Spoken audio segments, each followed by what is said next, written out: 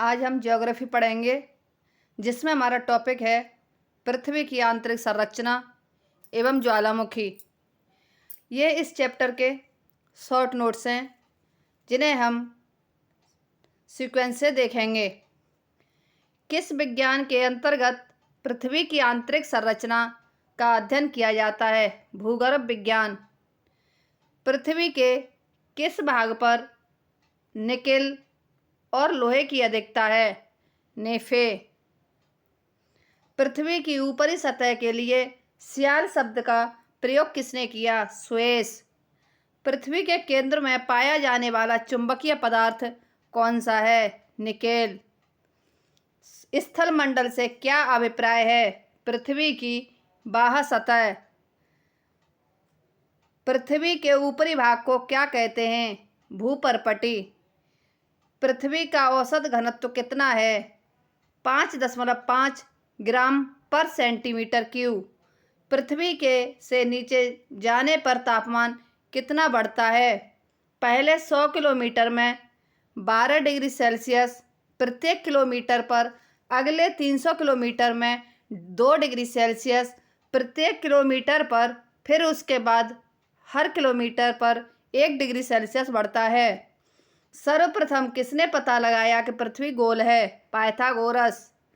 सर्वप्रथम किसने सिद्ध किया कि पृथ्वी गोल है? मैगलेन। पृथ्वी के कुल द्रव्यमान में कितने प्रतिशत मेटल पाया जाता है? 68%। पृथ्वी नारंगी के समान है, यह किसने बताया था? न्यूटन ने। पृथ्वी के उत्तरी गोलार्ध पर जल की मात्रा कितने प्रतिशत है? 61%। पृथ्वी के दक्षिणी भाग पर कितने प्रतिशत जल है? 81%। संसार में पृथ्वी पर कुल कितने प्रतिशत स्थल मंडल है? 29%। संसार में कुल कितने प्रतिशत जल है? 71%।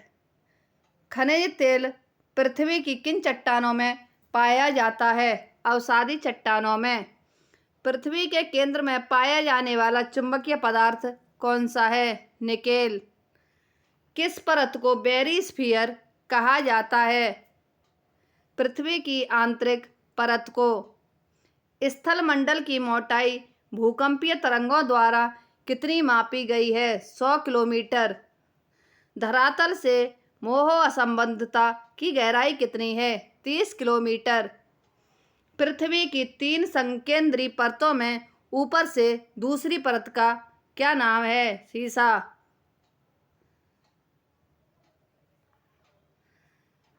स्थल मंडल किस किस को मिलाकर बना होता है? ऊपरी भूपटल, निचली भूपटल, मेटल का ठोस ऊपरी भाग।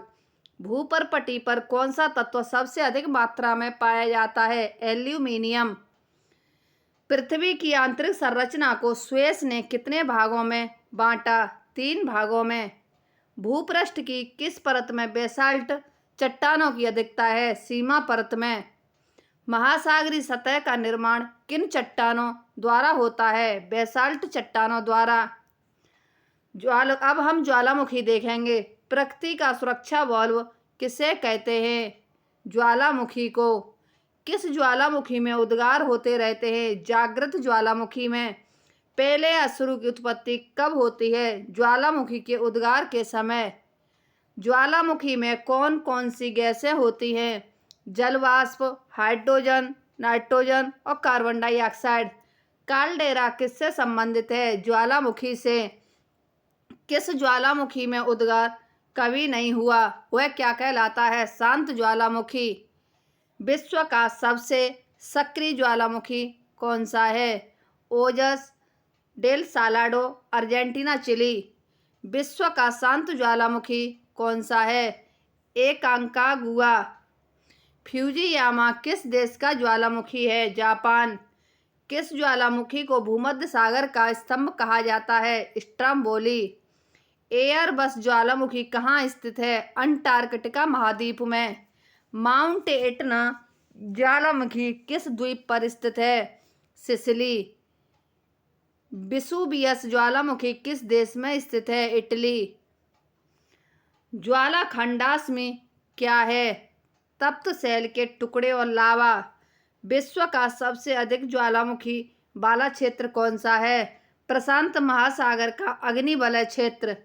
किस ज्वालामुखी की आकृति गोभी के फूल के समान होती है? वल्केनियन तुल्य। पृथ्वी की सतह के नीचे द्रवीभूत सेल क्या कहलाता है? मैग्मा।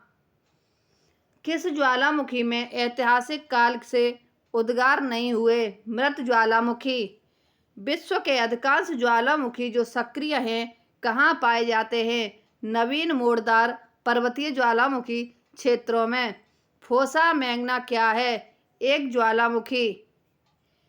किस स्थलाकृति का निर्माण ज्वालामुखी क्रिया से नहीं होता? विसर्प। किस प्रकार के ज्वालामुखी को पिलियन तुल्य ज्वालामुखी कहा जाता है? विसुवियन तुल्य। 10,000 धुआरों की घाटी कहाँ पाई जाती है? अलास्का। विश्व का सबसे सक्रिय ज्वालामुखी कौन सा है? किलायू हवाई द्वीप। पृथ्वी के नीचे द्रवीभूत सेल क्या कहलाते हैं? मैग्मा।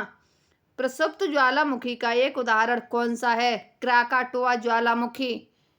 एल मिस्टी ज्वालामुखी किस देश में है? पेरू। इसी के साथ ही हमारी आज की ये क्लास समाप्त होती है और हमारी अगली क्लास कल होगी। धन्यवाद।